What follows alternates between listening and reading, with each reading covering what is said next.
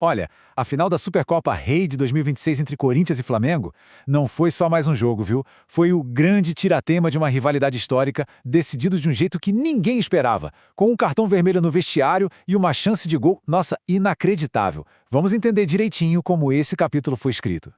Para a gente ter uma ideia do peso dessa final, é só olhar para o retrospecto. Antes desse jogo, o placar em finais estava empatadinho. Uma vitória para o Corinthians lá em 91 e uma para o Flamengo em 2022. Ou seja, essa partida era literalmente o desempate. Quem levaria a melhor na história? A rivalidade estava no auge. E o que deixa essa história toda ainda mais interessante é que o primeiro confronto entre eles numa final foi justamente numa Supercopa, lá atrás em 1991. Parece que o destino quis que a semente dessa rivalidade fosse plantada ali, para ser decidida décadas depois.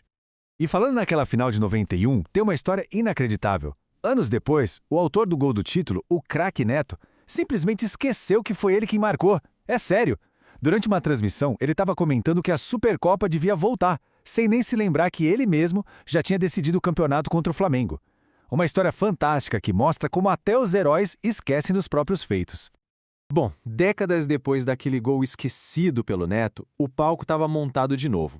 A gente volta para 2026, para uma final em Brasília que prometia e muito. O cenário era uma mega-rincha lotado, pulsando com mais de 71 mil pessoas. Era o ambiente perfeito, sabe? A tensão no ar era enorme. Tava tudo pronto para o grande confronto entre as duas maiores torcidas do Brasil. E o jogo começou com o Flamengo indo para cima. Primeiro um chute perigoso do Pulgar, logo depois uma cabeçada do Pedro que o Bidu salvou em cima da linha. Parecia que o gol do Flamengo era questão de tempo. Mas sabe como é o futebol? Contra a maré do jogo, quem abriu o placar foi o Corinthians. E foi um herói improvável, viu? O zagueiro Gabriel Paulista, de cabeça, marcou o primeiríssimo gol dele com a camisa do Corinthians. E logo onde? Na final. Um gol importantíssimo que colocou o time na frente antes do intervalo. O Corinthians então foi para o vestiário com essa vantagem de 1-0. O que ninguém imaginava é que o momento mais decisivo do jogo ia acontecer bem ali, longe do campo, durante o intervalo. Isso levantou uma dúvida na cabeça de todo mundo que estava assistindo. Peraí, é possível um jogador ser expulso no vestiário por uma coisa que aconteceu lá no primeiro tempo? A resposta para essa pergunta, olha, surpreendeu muita gente. O que aconteceu foi o seguinte: o primeiro tempo acabou, os times foram para os vestiários. E lá dentro, o árbitro de campo foi chamado pelo VAR para rever uma cotovelada do Carrascal no Breno Bidon. A decisão foi um choque. Antes mesmo da bola rolar para o segundo tempo, o jogador do Flamengo levou o cartão vermelho. E por mais bizarro que pareça, a regra permite isso. A regra 5 da IFAB é bem clara. A autoridade do árbitro vale desde a hora que ele entra em campo até o apito final, e isso inclui o intervalo.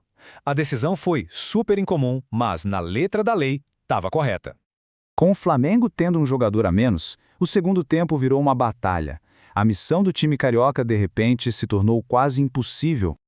E para tentar esse milagre, o Flamengo jogou sua principal carta na mesa, Lucas Paquetá, a contratação mais cara da história do futebol brasileiro, estreando justamente nesse cenário. O pior possível, toda a pressão do mundo nas costas dele.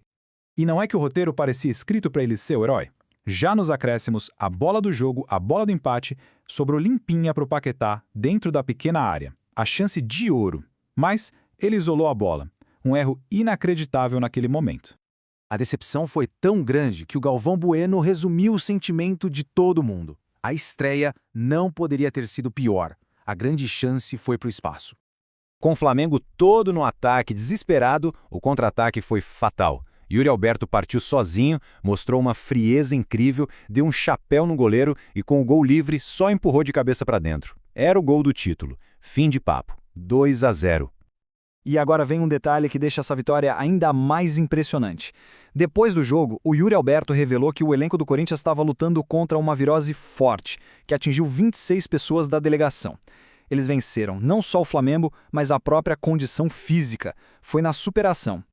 Bom, com o apito final a história continua, né? A vitória do Corinthians rendeu muita análise, críticas e, claro, uma boa grana.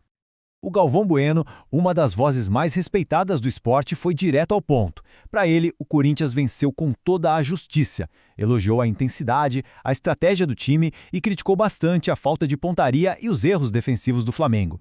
E essa vitória valeu muito para os cofres do clube, viu? O Corinthians levou para casa uma bolada de 11 milhões e meio de reais, somando o prêmio da CBF e mais um bônus da Conmebol. O Flamengo, como vice, também não saiu de mãos abanando. Levou pouco mais de 6 milhões de reais. Mas essa diferença no prêmio mostra bem o peso financeiro que uma vitória numa final dessas tem. Então, no fim das contas, fica a pergunta: o que decidiu essa final? Foi uma aula de tática e superação de um Corinthians que jogou no sacrifício? Ou foi o Flamengo que perdeu para si mesmo, com uma expulsão boba e um gol perdido de forma inacreditável? A resposta, bom, essa provavelmente vai continuar dividindo opiniões por muito tempo.